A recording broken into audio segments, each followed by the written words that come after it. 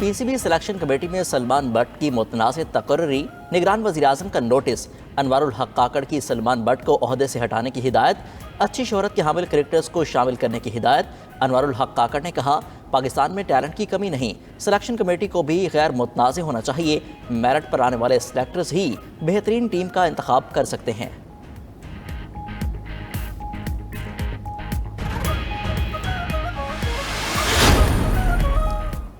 وزیر اعظم کی ہدایت پر پی سی بی نے سلمان بٹ کو عہدے سے ہٹا دیا۔ چیف سلیکٹر وہاب ریاض نے لاہور میں پریس کانفرنس کرتے ہوئے کہا، سلمان بٹ کے نام پر بہت بات ہوئی ہے، کسی کا دباؤ نہیں، سلمان بٹ کا نام واپس لینے کا فیصلہ صرف میرا ہے۔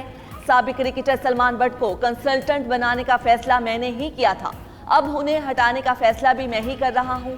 بعض لوگوں نے پی سی بی کو بدنام کرنے کی کوشش کی۔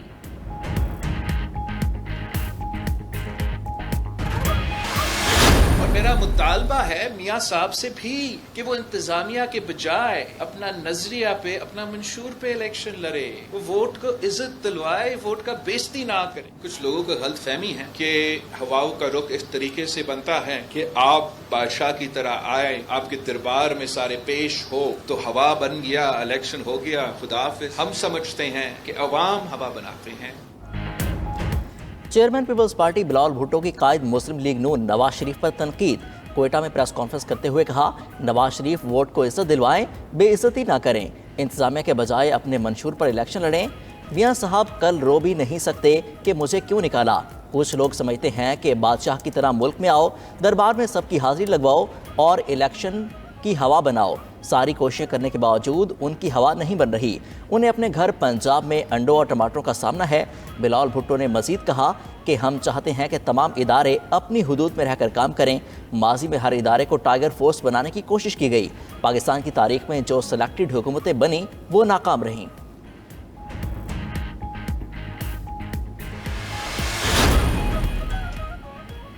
بلاول نون لیگ پر تنقید سے ووٹ لے سکتے ہیں تو پورا زور لگا لیں، رہنما مسلم لیگ نون رانا ثناءاللہ کا بلاول بھٹو کی تنقید پر جوابی وار، لاہور میں گفتگو کرتے ہوئے کہا، پیپلز پارٹی پنجاب میں نون مخالف ووٹ حاصل کرنا چاہتی ہے، پیپلز پارٹی کو پنجاب میں الیکشن لڑنے کا پورا حق ہے۔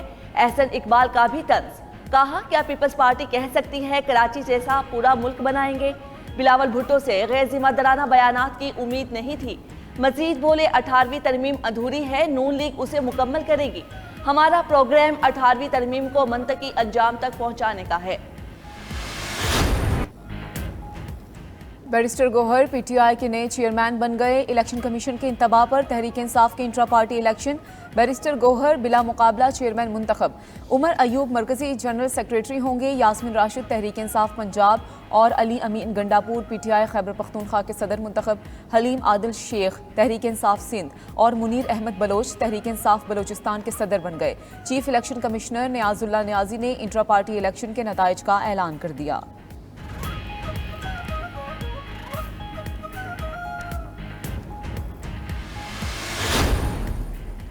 سابق چیئرمین پی ٹی آئی ایک جدوجہد کی وجہ سے جیل میں ہیں، میرا پینل سابق چیئرمین پی ٹی آئی کا منتخب کردہ پینل تھا، پی ٹی آئی چیئرمین کا منصب امانت کے طور پر لیا۔ نو منتخب چیئرمین پی ٹی آئی بیرسٹر گوہر کی 92 نیوز سے خصوصی گفتگو، بولے ہماری آدھی سے زیادہ لیڈرشپ جیلوں میں ہے، تحریک انصاف کے کسی کے ساتھ جھگڑا نہیں کرے گی۔ بیرسٹر گوہر نے میڈیا سے گفتگو کرتے ہوئے کہا، ہماری تیاریاں مکمل، عام انتخابات کا انتظار ہے۔ نو منتخب چیئرمین گوہر علی خان کی تحریک انصاف کے سینٹرل سیکریٹریٹ آمد، ملک کی سلامتی ترقی خوشحالی کے لیے دعا بھی کی گئی۔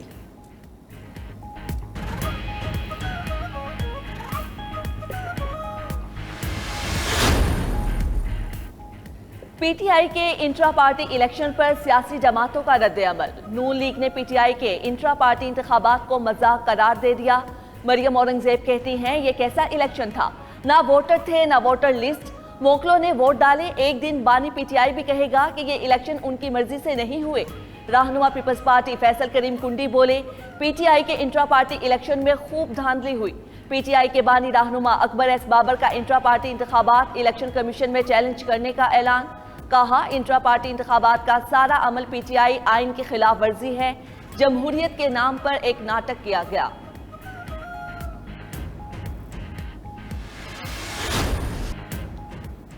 احسن اقبال کے خلاف بیان پر نون لیگ کا دانیال عزیز کو شوکاز نوٹس، پارٹی ڈسپلن کی خلاف ورزی پر دانیال عزیز سے 7 دن میں جواب طلب۔ دانیال عزیز نے 92 نیوز کے پروگرام نائٹ ایڈیشن میں گفتگو کرتے ہوئے کہا تھا احسن اقبال کو مہنگائی کی ذمہ داری لینی چاہیے۔ نون لیگ کی 16 ماہ کی حکومت میں مہنگائی کے تمام ریکارڈ ٹوٹ چکے۔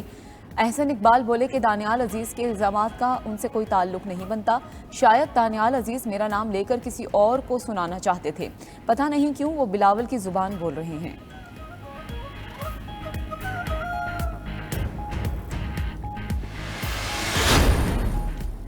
آج ملک میں امن ہے، نہ معاشی حالات ٹھیک ہیں۔ اللہ کی مرضی کے بغیر نواز شریف اور اسحاق ڈار بھی ملک کی بہتری کے لیے کچھ نہیں کر سکتے۔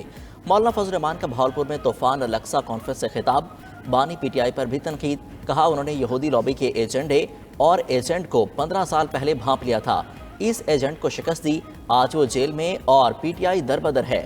سربراہ جے جو آئی کی غزہ میں نہتے فلسطینیوں پر ظلم ڈھانے پر اسرائیل پر بھی تنقید، کہا آج اسرائیل اور حماس کا نام لینا گناہ ہو گیا، مسلم حکمران مصلحتوں کا شکار ہیں، ہم فلسطینی بھائیوں کے ساتھ کھڑے ہیں۔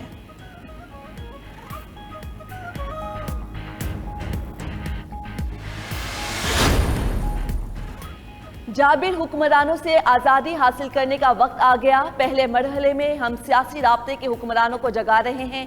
ہم نے پاکستان کے حکمرانوں کو 3 نکات پیش کر دیے ہیں۔ پاکستان کی ترقی اور خوشحالی کی خاطر ان کو ہمارے نکات ماننا ہوں گے۔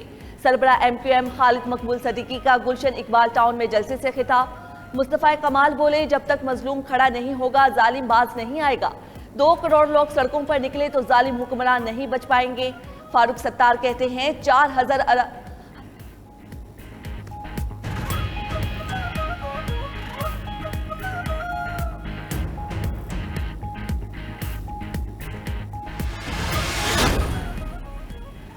چودھری پرویز الہی سے اڈیالہ جیل میں وکیل سردار عبدالرزاق خان کی ملاقات، قانونی امور اور مقدمات کی پیش رفت پر تبادلہ خیال۔ پرویز الہی کا پنجاب میں پولیس اور ضلع انتظامیہ کے دفاتر نون لیگ کے لیے استعمال کرنے پر تشویش کا اظہار، کہا کہ الیکشن کمیشن اس معاملے کا نوٹس لے، پولیس افسران اور انتظامیہ کے خلاف عدالت سے رجوع کرنے کی بھی ہدایت۔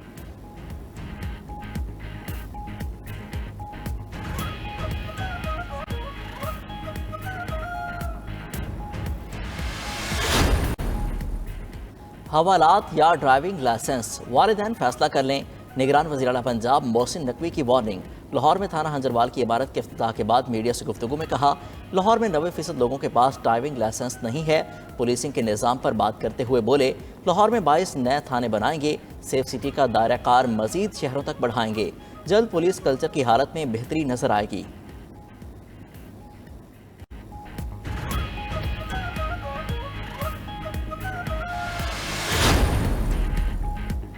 قومی ایئر لائن پی آئی اے کا ایک اور فضائی میزبان کینیڈا میں لاپتہ۔ فضائی میزبان نے ٹورنٹو سے واپسی کی پرواز پر ڈیوٹی پر رپورٹ نہیں کیا۔ ذرائع پی آئی اے کے مطابق ممکنہ طور پر ایاز قریشی کینیڈا پہنچ کر سلپ ہوا۔ ایاز قریشی کا تعلق پی آئی اے لاہور بیس سے ہے۔ گزشتہ ماہ بھی 2 فضائی میزبان کینیڈا میں سلپ ہوئے تھے۔